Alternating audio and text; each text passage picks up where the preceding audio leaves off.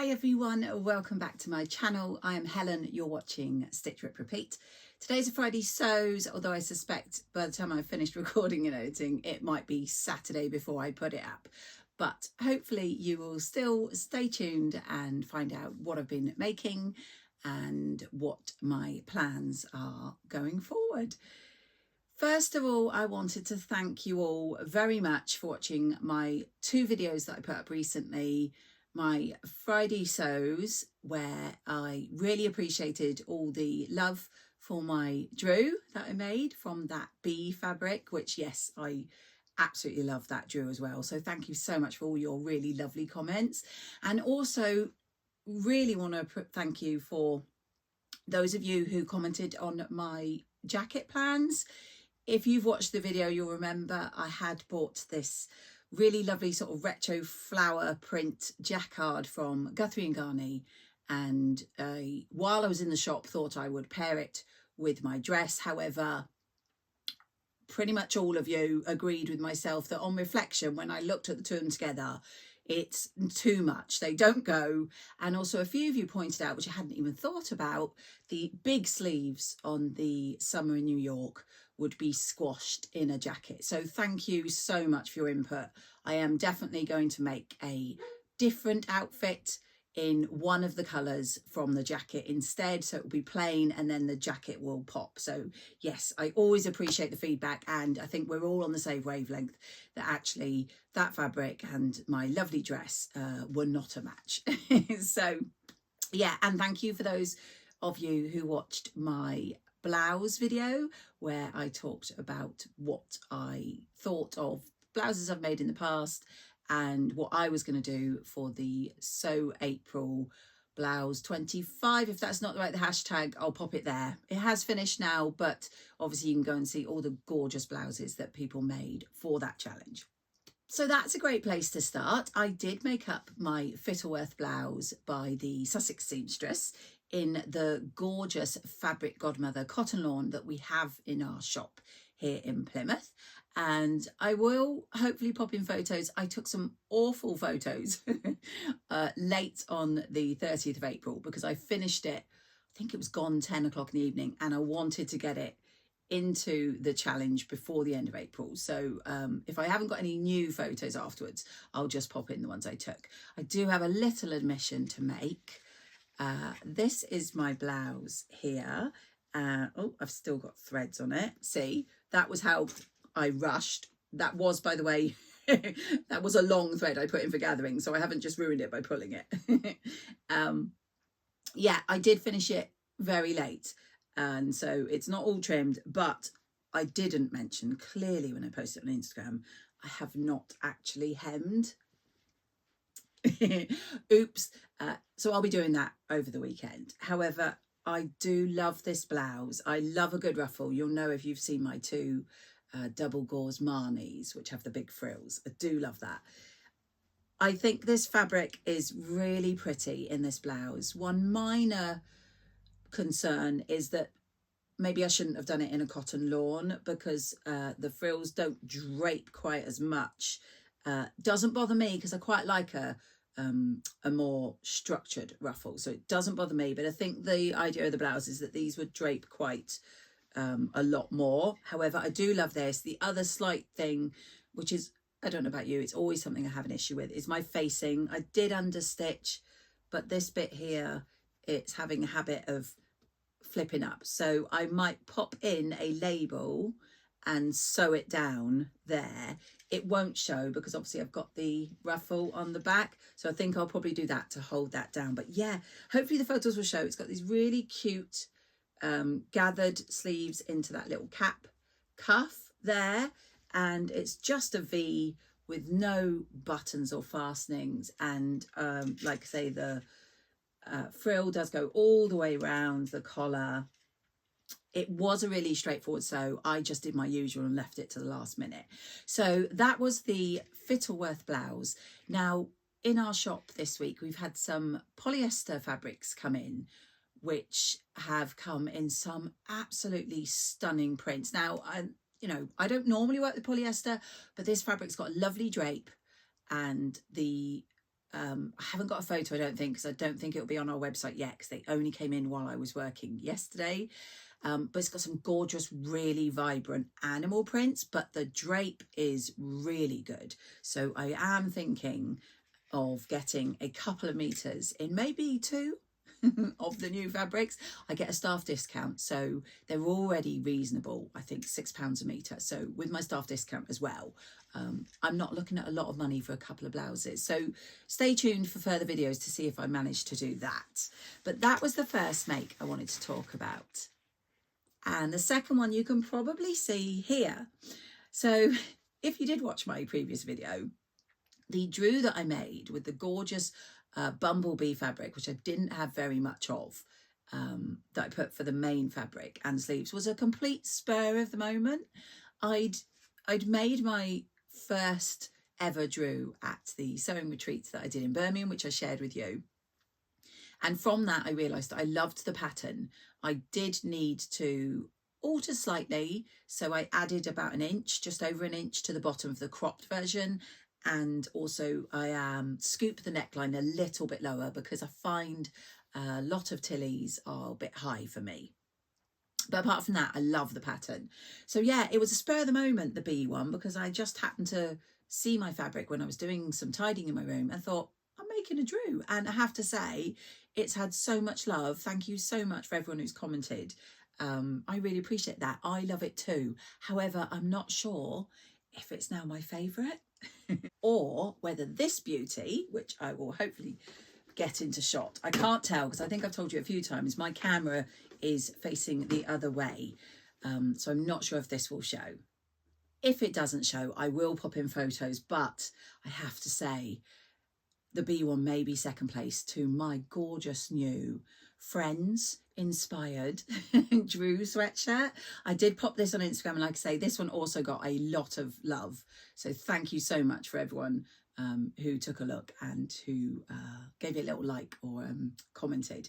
Yeah, I'm really, really happy. I bought a oversized sweatshirt from a charity shop, I think 2 years ago, that I always plan to upcycle. I just haven't got around to, and I'll hopefully have popped in photos so you can see. And again, literally, the unplanned makes for me always end up being some of my favourites. I realised that I could do the same with this as I'd done with the bee fabrics. So I have basically got the original front of it, and I laid it over the pattern pieces so that I could get that wonderful decal there of the lobsters and the Friends logo. In the sweatshirt, I have reused all the ribbing that was from the sweatshirt, so it is a perfect match. It did mean that the sleeves are actually a bit longer than my previous sleeves, and I had a bit of a head scratch moment as to why that was. I thought, well, that's weird, but I've realised because the cuffing when I took it off didn't have as much left for me to sew. I sewed a much smaller seam around here so that I would have enough cuffing showing, but of course, because I did the smaller seam, it meant this part of my sleeve was just a little bit longer, but it's absolutely fine. As you can see, I've matched it with this really lovely sort of mustard colour. I think this is just, I'm so bad with fabrics. I think it's a cotton lycra. I think it gives it a really retro look, and a few people said that as well. I did, as I say, manage to get the same ribbing in everywhere. And yeah, I absolutely love this. And because I've now done 3 Drew patterns and I've altered the pattern to how I like it, I've already got my mind whizzing of lots more I can make up. Although I don't want to do them soon, because touch wood, we've had some gorgeous weather here in the UK. And if it continues, these are not seasonally appropriate at the moment, but I do love it. Right, plans going forward are currently bags.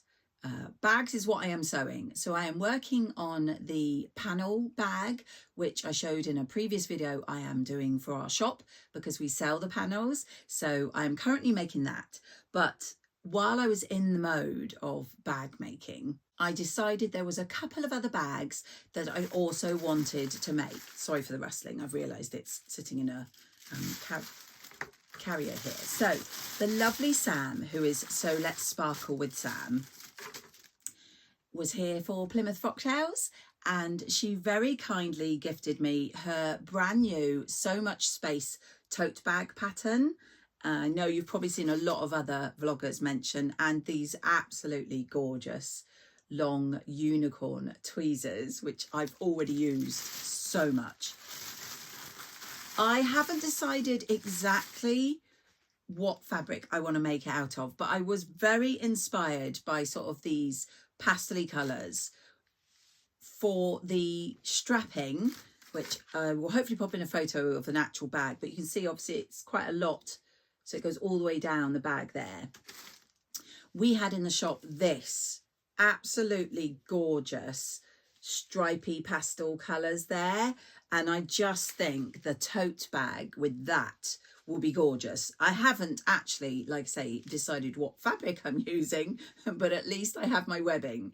So I want to thank Sam so much. I will put a link to her new pattern. I've seen quite a few people make them up and they all look really, really good. It is a free to download pattern, I think, on her Ko-fi page, or it is pay as much as you would like. I am going to pop on over there and make a donation because I think it's well worth it, and also the time and effort that goes into these things really needs to be appreciated. So I'm going to pop over, but you can, if you're not in a position to pay any money towards it, it is a free to download pattern. So I'm really excited to work on that. I will have to decide what fabrics I'm going to use. And the other one is a very new pattern released by my lovely friend Adam at Adam Sews. And I've seen, oh my God, the testers versions are absolutely gorgeous. Claire from Hem Stitch Sew. I'm not 100% sure that's right. I will double check. Claire's made a really gorgeous one. Hopefully I'll be able to get some photos, and they hopefully won't mind me popping them in here. And also Ruan made, oh my God, it was just amazing. Like an animal print one. I think it was out of a denim.